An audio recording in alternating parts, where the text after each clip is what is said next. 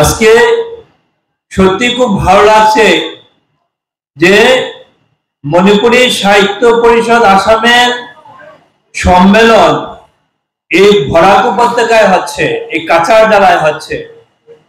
এবং এই সম্মেলনে শুধু মণিপুরী সাহিত্য মণিপুরী সমাজের মানুষকে ডাকা হয়নি, এই সম্মেলনে বিভিন্ন সম্প্রদায়ের অতিথিরা এখানে এসেছেন। বাংলাভাষী অতিথি এসেছেন, হিন্দিভাষী, ডিমাসা, এটা সব ধরনের কমিউনিটির মানুষকে এখানে আমন্ত্রণ করা হয়েছে।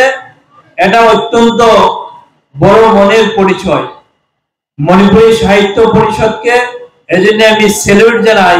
আজকের দিনে সব সম্প্রদায়কে নিয়ে আমাদের চলতে হবে, সবাইকে সম্মান দিতে হবে, সবাইকে একসাথে চলতে হবে।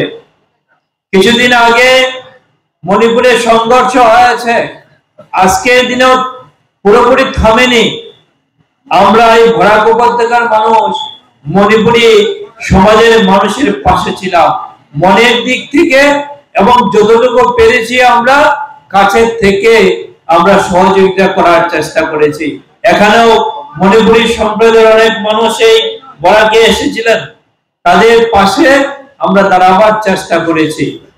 মণিপুরে মণিপুরে মণিপুরে যে সংঘর্ষ হচ্ছে এ নিয়ে অনেকভাবে রাজনীতি করছেন, কিন্তু আমরা যদি খুব সূক্ষ্মভাবে চিন্তা করি তাহলে দেখব একটা বিদেশি চক্রান্তের ফসল হচ্ছে আজকের মণিপুরী সংঘর্ষ।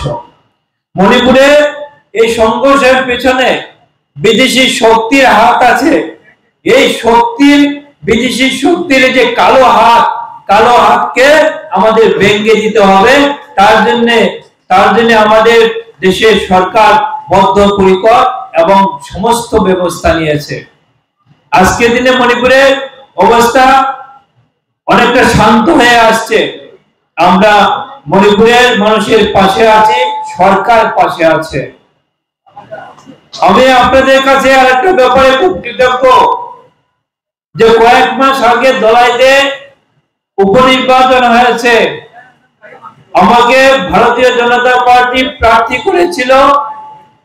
আর সেখানে এই মণিপুর থেকে, মেঘালয় থেকে, ত্রিপুরা থেকে অনেক মণিপুরী সম্প্রদায়ের ব্যক্তিরা এসেছিলেন, আমার প্রচারে গিয়েছিলেন। আমাকে জেতাতে আপনারা পাশে ছিলেন, তার জন্য আমি আপনাদের সবার কাছে কৃতজ্ঞ। আজকে এই শুধু লক্ষ্মীপুরে নয়, কাছাড়ে যদি আমরা বা বরাকে যদি আমরা দৃষ্টি দেই, শুধু লক্ষ্মীপুরে নয়, আমার বিধানসভা চক্র ধলাইতে মণিপুরী সম্প্রদায়ের মানুষের সংখ্যা অনেক বেশি আছে। সুরাইতে মণিপুরী সম্প্রদায়ের মানুষ অসংখ্যভাবে আছেন, আমাদের পাতারকান্দিতে আছেন। এমনি ভাবে বরাক উপত্যকার বিভিন্ন জায়গায় মণিপুরী সম্প্রদায়ের মানুষ প্রচুর সংখ্যায় আছেন।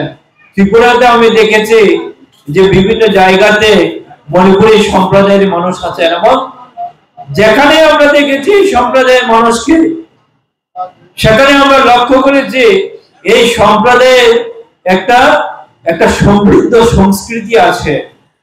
তাদের যে সংস্কৃতি অত্যন্ত সম্মানজনক, আমরা শ্রদ্ধার সঙ্গে আমরা স্বীকার করি যে মণিপুরী সমাজের যে সংস্কৃতি, এই ভারতীয় সংস্কৃতিকে আরো উজ্জ্বল করেছে, আরো সমৃদ্ধ করেছে।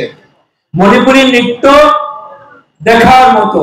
আমরা মণিপুরী যখনই কোনো জায়গায় শুনি যে মণিপুরী নৃত্য হবে, আমরা ছুটে যাই, কারণ এই মণিপুরী নৃত্যের মধ্যে আকর্ষণ আছে, প্রাণ আছে। আমরা সবাই যাই, মণিপুরী সংস্কৃতিকে আমরা শ্রদ্ধার দৃষ্টিতে দেখি। শুধু সংস্কৃতি নয়, এই মণিপুরী সমাজে অনেক মহান ব্যক্তির জন্ম হয়েছে, স্বাধীনতা সংগ্রামীর জন্ম হয়েছে, বীর টিকন্ডজিতের মতো বীর যোদ্ধাদের জন্ম এই মণিপুরী সমাজে হয়েছে। ভারতের যে স্বাধীনতা যুদ্ধ, এই স্বাধীনতা যুদ্ধে যদি আমরা দেখি তাহলে দেখব বীর টিকেন্দ্রজিতের মতো আরো অনেক সৈনিক ছিলেন যারা ভারত মাকে শৃঙ্খল মুক্ত করতে সংগ্রামে ঝাঁপিয়ে পড়েছিলেন। তারা আমাদের কাছে শ্রদ্ধার পাত্র, তারা আমাদের কাছে সব সময় স্মরণীয় হয়ে আছে। বন্ধুরা, আমার ধলাই কনস্টিটিউয়েন্সিতে মণিপুরী সম্প্রদায় আছেন, তারা বিভিন্ন সময় আমাকে নিমন্ত্রণ করেন, বিভিন্ন প্রোগ্রামে তারা আমাকে ইনভাইট করেন। আমি অন্যদিকে কোনো প্রোগ্রাম থাকলেও আমি কাটছাট করে ওই প্রোগ্রামে আমি অংশগ্রহণ করি। আমি ইতিমধ্যে বেশ কয়েকটা প্রোগ্রামে অংশগ্রহণ করেছি।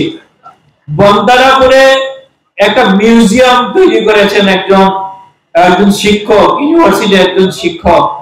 আমি একদিন পরিদর্শন করেছি, সত্যি অপূর্ব। মানে এই প্রত্যন্ত অঞ্চলে এরকম একটা মিউজিয়াম তৈরি হয়েছে যেখানে ভারতীয় সংস্কৃতির বিভিন্ন জিনিস আমরা এখানে লক্ষ্য করে থাকি। মণিপুরী সমাজের সঙ্গে যুক্ত অনেক প্রাচীন তত্ত্ব আমরা এখানে দেখতে পাই, অত্যন্ত সুন্দর। যারা জাননি তারা একবার দেখে আসবেন, সত্যি খুব ভালো লেগেছে। আমি ওই দিন গিয়েছিলাম, সেখানে একটা সম্মেলন হয়েছিল। আমি তাদেরকে আশ্বস্ত করেছি এই মিউজিয়ামের জন্য আমার তহবিল থেকে আমি যতটুকু পারি চেষ্টা করব। আর আমাদের বরাকবিলের জন্য আলাদা একটা ডেভেলপমেন্ট ডিভিশন হয়েছে, আসাম সরকার ঘোষণা করেছেন। এই ডেভেলপমেন্ট ডিভিশনে 100 কোটি টাকা মঞ্জুর করেছে। আমি ইতিমধ্যে যে কাবুগঞ্জে যে ভুবনেশ্বর সাধু ঠাকুরের আশ্রম আছে, এই ভুবনেশ্বর সাধু ঠাকুরের আশ্রমের জন্য বিল্ডিং কনস্ট্রাকশনের জন্য আমি 1 কোটি টাকার প্রস্তাব দিয়েছি। 1 কোটি টাকার প্রস্তাব আমি দিয়েছি। আমার বিশ্বাস কিছুদিনের মধ্যেই কাজ শুরু হবে। এই সমাজের পাশে আমরা আছি, সমাজ আমাদের পাশে আছে। আমাদের সবাইকে সম্মানের দৃষ্টিতে রেখে, আমরাও শ্রদ্ধার দৃষ্টিতে দেখি। পরিশেষে সবাইকে আবারও আমার নমস্কার, শ্রদ্ধা জানিয়ে আমার বক্তব্য শেষ করছি।